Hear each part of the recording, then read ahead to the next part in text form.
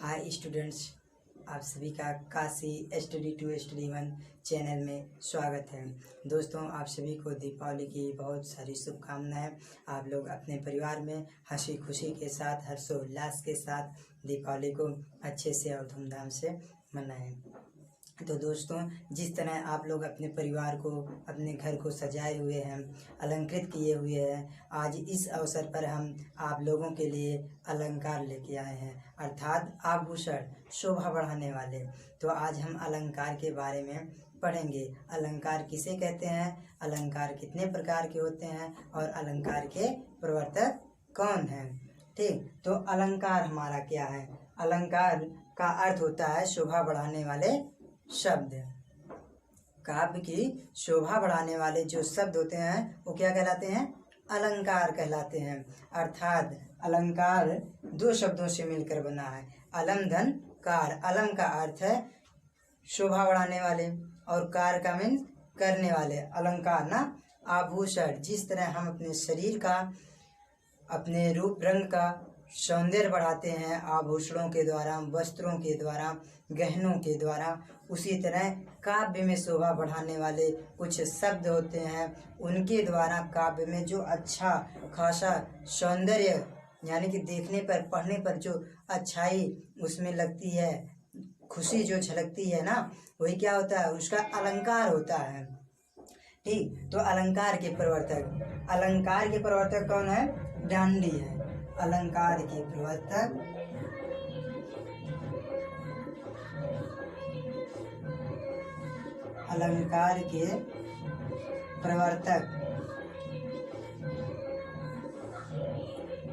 प्रवर्तक कौन है? डांडी।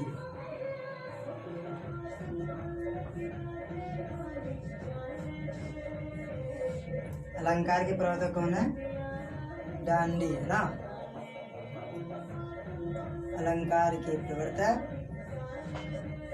डांडी है। हिंदी में ये क्या है? अलंकार के जो प्रवर्तक हैं, इस संस्कृत में अलंकार के प्रवर्तक कौन है? डांडी है। और हिंदी में अलंकार के प्रवर्तक कौन है? ये कौन है? संस्कृत में। किसमें है? संस्कृत में है ना। और हिंदी के अलंकार के प्रवर्तक कौन है? हिंदी के अलंकार के प्रवर्तक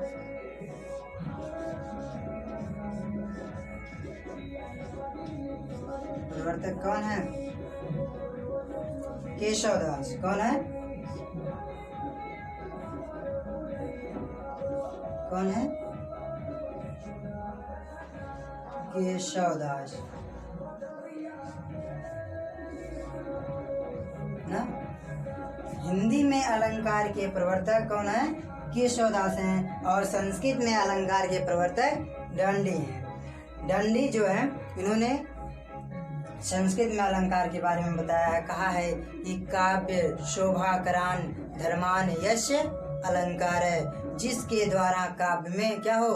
शोभा बढ़ाई जाती है। शोभा बढ़ाने वाले कारक जो धर्म होते हैं, उनके द्वारा जो काव्य में सौंदर्य होता है ना, उसे क्या कहते हैं? अलंकार कहते हैं ना। इन्होंने कहा है काव्य धर्मान। डांडी की परिभाषा क्या है? डांडी के अनुसार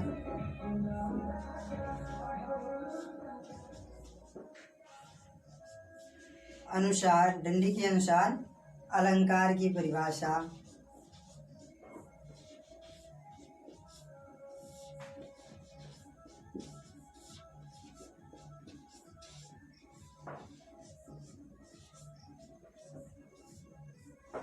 अलंकार की परिभाषा क्या है? काव्य शोभाकरान, काव्य शोभाकरान, काव्य शोभाकरान धर्मस्य, काव्य शोभाकरान धर्मस्य, धर्मान रहेगा, धर्मस्य नहीं, धर्मान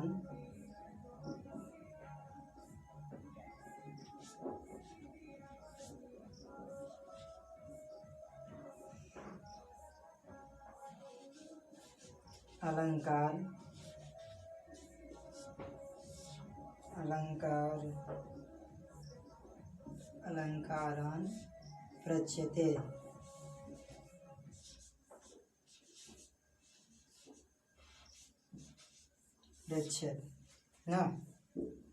प्रच्यते इन्होंने कहा है काव्य करान, काव्य में काव्य शोभा करान ना, शोभा करने वाले कारक धर्म को अलंकार कहते हैं, जिसके द्वारा काव्य में शोभा बढ़ाई जाती है ना, उसे क्या है अलंकार कहते हैं। और हिंदी के अलंकार के प्रवर्तक कौन है? केशवदास हैं। तो अब आइए देखते हैं अलंकार कितने प्रकार के होते हैं ना। ये तो क्या हुए अलंकार हुए। अलंकार की परिभाषा क्या है? काव्य में जिन शब्दों के द्वारा हम काव्य का सौंदर्य शोभा बढ़ाते हैं उसे क्या कहते हैं? अलंकार कहते हैं। ठीक, तो आइए देखते हैं अलंकार कितने प्रकार के होते हैं।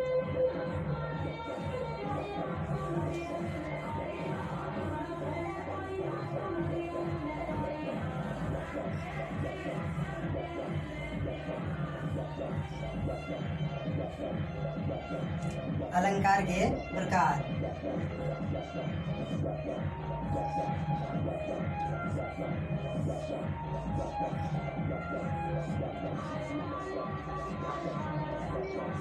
अलंकार कितने प्रकार के होते हैं? अलंकार कितने प्रकार के होते हैं? अलंकार 3 प्रकार के होते हैं। कितने प्रकार के होते हैं? 3 प्रकार के अलंकार होते हैं। पहला क्या है? अर्थालंकार।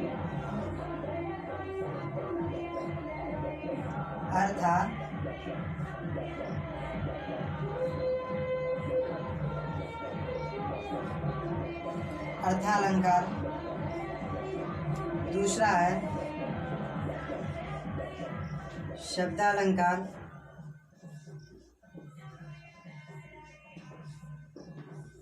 दूसरा क्या है? शब्दालंकार। और तीसरा है हमारा उभयालंकार।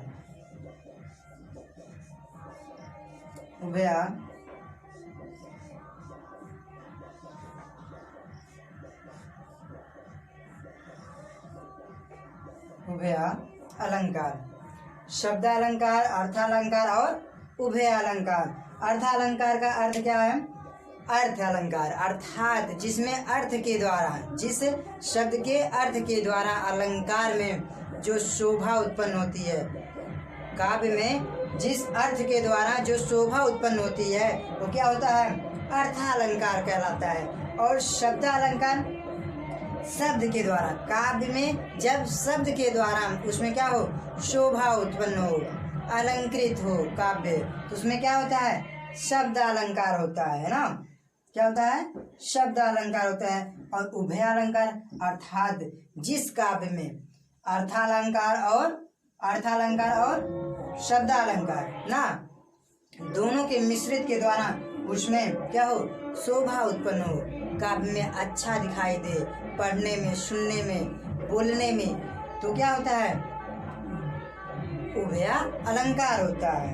ठीक, तो आज हम देखेंगे शब्दालंकार। इसके बारे में शब्दालंकार के बारे में देखेंगे। शब्दालंकार कितने प्रकार के होते हैं? शब्दालंकार मुख्यतः क्या है? एक अनुप्रास अलंकार है, दूसरा यमक अलंकार है, तीसरा श्लेष अलंकार है, चौथा क्या होता है? वक्रोक्ति अलंकार होता है ना। चौथा क्या होता है? वक्रोक्ति अलंकार होता है। तो आज हम शब्दालंकार के बारे में, किसके बारे में? आज हम शब्दालंकार के बारे में अध्ययन करेंगे। तो आइए देखते हैं शब्दालंकार किसे कहते हैं और कितने प्रकार होते हैं।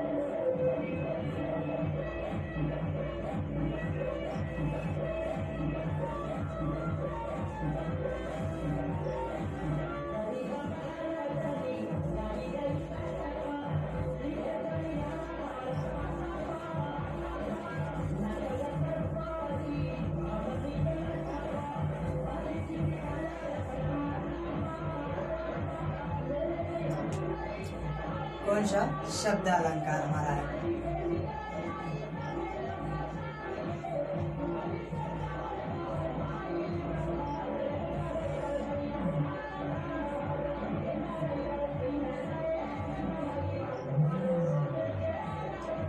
शब्दालंकार ना, इसमें क्या है, शब्द के द्वारा अलंकार में जो शोभा उत्पन्न होता है उसे क्या होता है, शब्दालंकार कहते हैं। और शब्दालंकार के भी कई भेद होते हैं। ठीक, तो इसका पहला भेद क्या है, अनुप्रास।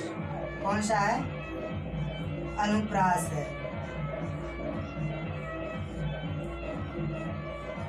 अनुप्रास किसे कहते हैं, अनुप्रास की परिभाषा क्या होती है ना, अनु मीन्स आगे, प्रास मीन्स क्या हो, विस्तार हो। प्रास मीन्स क्या होता है, विस्तार होता है, अनु आगे ना, अग्र में भी आगे रहेगा ना। अनु एक तरह से उपसर्ग का प्रयोग है ना, अव्यय है कि नहीं।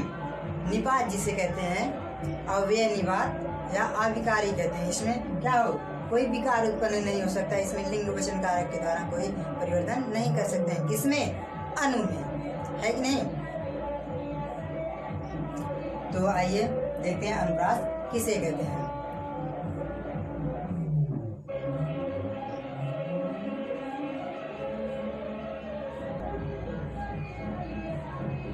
तो अनुप्रास ना, अनुप्रास की परिभाषा है जहां पर एक ही वर्ण या एक शब्द, जहां पर एक ही वर्ण एक से अधिक बार आए, जहां पर एक ही वर्ण एक से अधिक बार आए, स्वरूपतः और क्रमतः ना। क्या होना चाहिए अनुप्रास में, स्वरूपतः और क्रमतः एक ही वर्ण एक से अधिक बार आए, वहां पर क्या होता है, अनुप्रास अलंकार होता है। इसमें क्या लिखेंगे, इसकी परिभाषा, जहां एक समान वर्ण, एक समान वर्ण स्वरूपतः और क्रमतः है, क्या हो, स्वरूपतः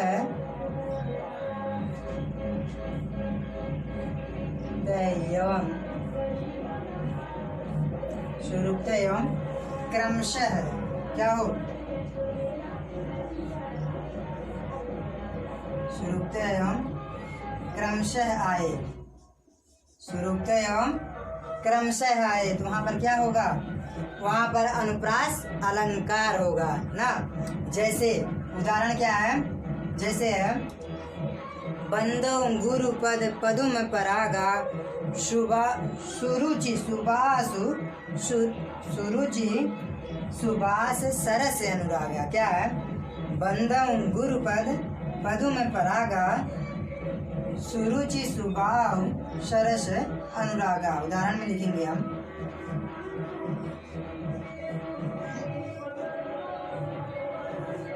उदाहरण है, बंदम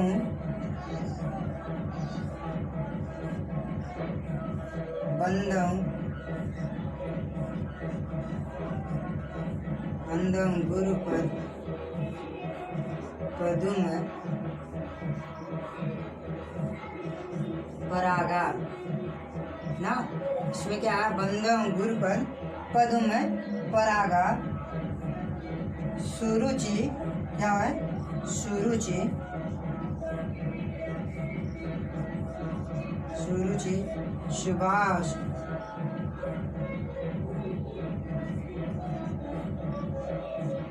सुरुचि सुभाष सरस अनुराग। क्या है, सरस अनुरागा ना। इसमें आया है जो बंदम गुरुपद पदुम परागा सुरुचि सुभाषु सरस अनुरागा ना। इसमें हमारा पा पहली बार आया है, क्रम में आया है ना, 1 2, और स्थान क्या है, क्रमतः है। पहले पा आया, फिर पहले पे ही पा आया है ना। क्या है, एक क्रमतः है, शुरूपतः है। शुरूप मीन्स उसी प्रकार को, क्रमतः मीन्स पहला वर्ड है तो यहाँ पर पहला वर्ड होना चाहिए। और सुरुचि ना, इसमें देखिए सुरुचि में सा आया है, सुभाष में भी सा आया है, और सु दोनों में भी है ना। इसमें क्या है, स्वरूप और क्रम बराबर है, और सा भी इसमें भी है ना। इससे स्पष्ट होता है कि जिस, जहाँ या जिस शब्द में, जिस काव्य में शब्द क्या हो, वर्ण क्या हो, एक समान हो, स्वरूपतः और क्रमतः है, वहां पर क्या होता है, अनुप्रास अलंकार होता है ना, वहाँ पर अनुप्रास अलंकार होता है। थोड़ा डिस्टर्ब हो रहे होंगे क्योंकि बगल में मूर्ति वूर्ति बैठाए हैं लोग, तो उसमें पूजा अर्चना कर रहे हैं, अपना डीजे वीजे बजा रहे हैं सब। तो क्या होता है, पढ़ने वाले बच्चों के लिए कोई भी बाह्य कारक क्या होता है, प्रभावित नहीं कर सकता है। जो पढ़ने वाले अच्छे बच्चे होते हैं वो कहीं पर भी रहेंगे, वो पढ़ सकते हैं। तो आइए देखते हैं, अनुप्रास अलंकार के भी कई भेद होते हैं, तो इसके बाद हम आगे वाली वीडियो में इसको देख लेंगे। अनुप्रास अलंकार के जो भेद होते हैं, जैसे छेका है, लाटा है, श्रुत्व है, अंत्या है ना, तो क्या होता है, इसमें भी प्रकार रहते हैं। उसका विस्तृत अध्ययन उसके अगले वाले चैप्टर में करेंगे।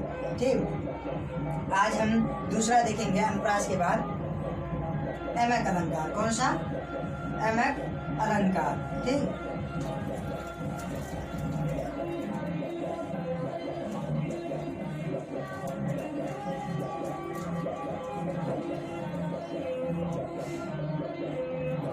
एमक अलंकार। एमक अलंकार किसे कहते हैं? किसे कहते हैं? एमक अलंकार। एमक अलंकार जहाँ एक ही शब्द एक से कई बार आए, एक से अधिक बार आए, जहाँ पर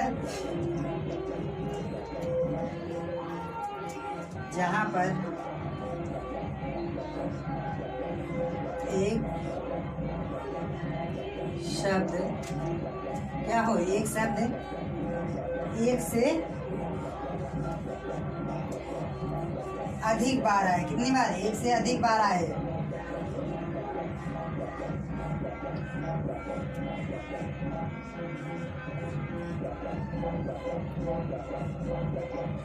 एक से अधिक बार आए, किंतु क्या हो, उसका अर्थ है, किंतु अर्थ, उसका अर्थ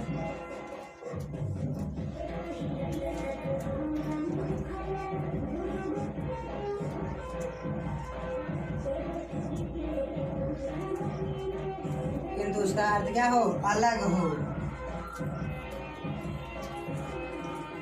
एक ही शब्द एक से अधिक बार आए, लेकिन उनका प्रत्येक बार अर्थ अलग होना चाहिए, तभी वहां पर यमक अलंकार होगा। और सबसे प्रसिद्ध उदाहरण इसका क्या है? कनक कनकते शोगने मादकता अधिकार या खाए बौराय जग वा पाए बौराय। एक कनक का अर्थ क्या होता है? धतूरा होता है, और एक कनक का अर्थ क्या होता है? सोना होता है। धतूरे को खाकर व्यक्ति क्या होता है? पागल हो जाता है। मादकता मीन्स क्या होता है? उसकी नशा में, मादकता क्या होती है? नशा से होती है। एक धतूरा खाने से व्यक्ति पागल हो जाता है उसकी मादकता से। और दूसरा क्या है? कनक का अर्थ सोना है। कोई व्यक्ति अत्यधिक धन पा जाए, सोना पा जाए, तो क्या होता है? उसको पा जाने से उसकी मादकता से वो पागल हो जाता है कि नहीं? दोनों से क्या तात्पर्य है? वो व्यक्ति पागल हो जा रहा है। और मादकता का दोनों जगह अर्थ क्या है? एक जगह सोना पा जाने से, कनक है तो सोना पा गया तो उससे पागल हो गया, और धतूरा खा लिया तो उससे पागल हो गया ना। तो यहाँ पर कनक का एक ही शब्द है, वो दो बार प्रयोग हुए हैं, लेकिन उनका अर्थ क्या है? अलग अलग है ना। तो यहाँ पर क्या रहेगा? यमक अलंकार रहेगा। इसको लिखने की जरूरत तो नहीं होगी परिभाषा की। अच्छा, आप लोग नोट कर लीजिए, जो उदाहरण है इसका नोट करिए। उदाहरण क्या रहेगा? कनक कनक कनक कनक तर शौर्य। कनक कनक शौर्य मादकता अधिकार। मादकता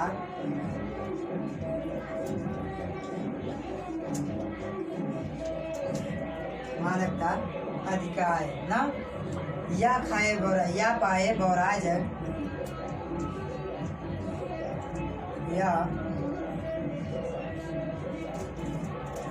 पाए बोरा जग वह पाए बहुराय ना, मतलब जो सोना पा जाने से व्यक्ति क्या होता है, या पाए बहुराय जो वह खाए बहुराय, क्या हो, वह खाए बहुराय।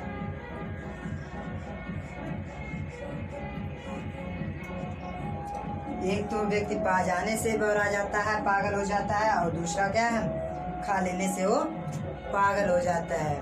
ठीक, यहाँ पर अर्थ क्या है, अलग अलग है ना सबका, जिसमें यमक अलंकार है। ठीक, तो आप लोग नोट कर लीजिए इसे, समय भी ज़्यादा हम लेते हैं, अच्छे से बताते हैं।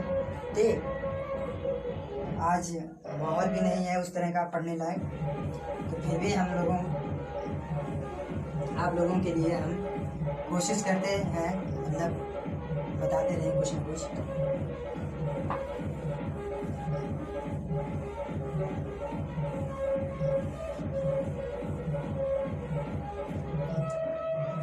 इसके बाद हमारा आता है श्लेष अलंकार। कौन सा अलंकार, श्लेष अलंकार ना।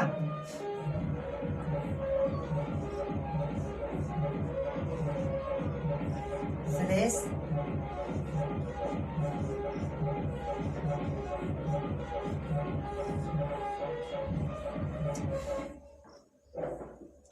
श्लेष अलंकार किसे कहते हैं ना, परिभाषा तो आती है ना, पूछती है हर बार, हाई स्कूल इंटर तक तो हमेशा पूछ रहे, बीए बीएससी में, बीएससी में नहीं, बीए में पूछेगा, बीए में पूछेगा, केजीटी पीजीटी में पूछता है, नेट जीआरएफ में हिंदी से जो करते हैं। ठीक, तो इसमें क्या है, श्लेष अलंकार किसे कहते हैं ना। श्लेष अलंकार की परिभाषा क्या है, एक ही शब्द, जहाँ एक ही शब्द क्या हो, एक बार आए, लेकिन उनका अर्थ क्या हो, एक से अधिक हो ना। जहाँ पर श्लेष अलंकार में जहाँ पर एक ही वर्ड एक से अधिक बार आए और उनका अर्थ क्या हो, अलग अलग अर्थ हो। ठीक, एक शब्द एक से अधिक बार भी आए, एक बार भी आए, और उनका अर्थ क्या हो, अलग अलग हो, तो वहाँ पर क्या होता है, श्लेष अलंकार होता है। जैसे रहीमन पानी राखिए, बिन पानी सब सोन, पानी गए ना उबरे मोती मानुष चून। अर्थात क्या होता है, जो रहीम जी है ना, वो कह रहे हैं कि रहीमन पानी राखिए, हे व्यक्ति आप अपने पानी को, अपने इज्जत को बचाइए। बिन पानी सब सून, पानी जो चला जाता है उससे क्या होता है, सब सूना सूना हो जाता है। पानी गए ना उबरे मोती, पानी के चले जाने से मोती की क्या होती है, चमक चली जाती है, और पानी के जाने से मनुष्य की इज्जत, यानी कि मनुष्य की इज्जत चली जाती है। और पानी के बिना क्या होता है, जो चूना होता है वो सूख जाता है, अर्थात वो नष्ट हो जाता है, खराब हो जाता है, उपयोग लायक नहीं रहता है ना। तो यहाँ पर पानी क्या है, एक से अधिक बार आया है, लेकिन उस पानी का अर्थ क्या है, अलग अलग निकला है। एक पानी का अर्थ है इज्जत से, दूसरे पानी का अर्थ है क्या, पानी से, और तीसरे पानी का अर्थ है चमक से ना। तो इसका उदाहरण, परिभाषा हम लिखेंगे सबसे पहले, जहाँ पर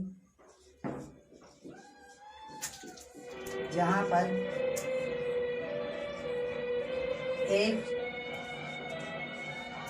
शब्द का अर्थ, जहाँ पर एक शब्द का अर्थ है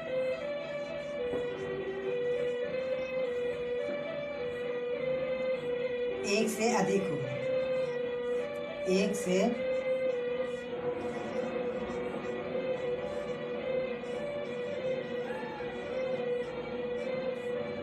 क्या हो, एक से अधिक हो, और जहां पर एक शब्द का अर्थ एक से अधिक हो। ठीक, और कितनी बार आए शब्द, तथा शब्द का प्रयोग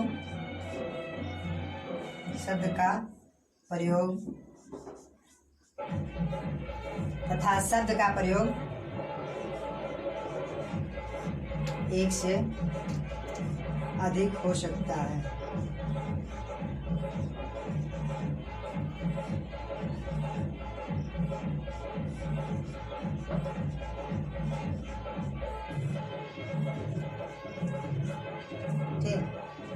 उसमें क्या रहेगा हमारा जो श्लेष अलंकार है ना, एक से अधिक प्रयोग हो सकता है। और इसकी परिभाषा है जो, उस परिभाषा को हम लोग लिख लिए हैं। जहाँ पर एक शब्द का अर्थ क्या हो, एक से अधिक हो, तथा शब्द का प्रयोग एक से अधिक बार भी हो सकता है। जैसे पानी है ना, उदाहरण में लिखेंगे हम क्या, उदाहरण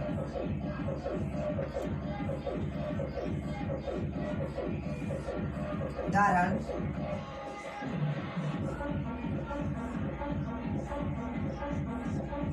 रहीमन रहीमन पानी राखिए, पानी राखिए, बिन पानी सब सून। क्या होता है बिन पानी सब सून होता है। पानी गए ना उगरे मोती,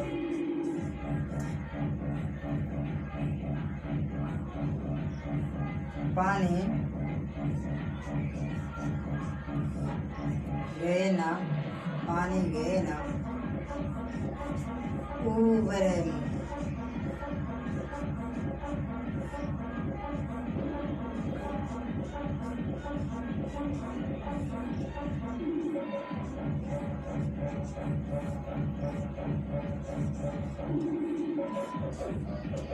क्या होता, पानी गए ना उबरे मोती मानुष चून। अर्थात क्या है यहाँ पर, पानी, रहीमन जी कहते हैं अपनी इज्जत को राखिए, बिन पानी से सून। आपकी इज्जत के बिना क्या होता है, पानी के बिना सब क्या होता है, सून हो जाता है। पानी गए ना उबरे मोती, पानी चले जाने से अर्थात क्या, इज्जत चली जाने से मनुष्य क्या होता है, बेकार हो जाता है। और पानी क्या, चमक चली जाने से मोती आपकी बेकार। मोती जो है उसमें से चमक चली गई तो मोती क्या है, बेकार हो जाती है। और चूना जो है ना, चूने में पानी सूख गया ना, जो खाने वाला चूना होता है उसमें यदि पानी क्या है, सूख गया तो चूना क्या होता है, खराब हो जाता है। इसलिए यहाँ पर पानी का 3 अर्थ है। पानी का पहला अर्थ क्या है, इज्जत है, ठीक। दूसरा है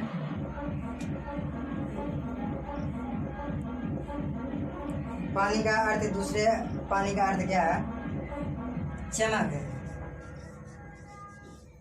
और तीसरे अर्थ पानी से है, पानी से ना। तीनों का अर्थ क्या है, पानी का अलग है। एक इज्जत है, क्या है, एक इज्जत है, और दूसरा चमक है, और तीसरा पानी है। तो दोस्तों ये रहा शब्दालंकार के वेद। कुछ वेद छूटे हुए भी हैं, आज माहौल भी उतना अच्छा नहीं है कि सब प्रोवाइड करवाए जाए। तो दोस्तों कल मिलेंगे हम, इसके रिवाइज भी करेंगे और अर्थालंकार के बारे में जो बचा है, शब्दालंकार जो बचा है उसको तो बताएंगे, और अर्थालंकार जो अभी छूटा है जिसको अभी तक हमने टेस्ट नहीं किया है उसके बारे में कल अध्ययन करेंगे। तो दोस्तों दीपावली की फिर से बहुत सारी शुभकामनाएं, आप लोग अच्छे से करते रहेंगे। धन्यवाद।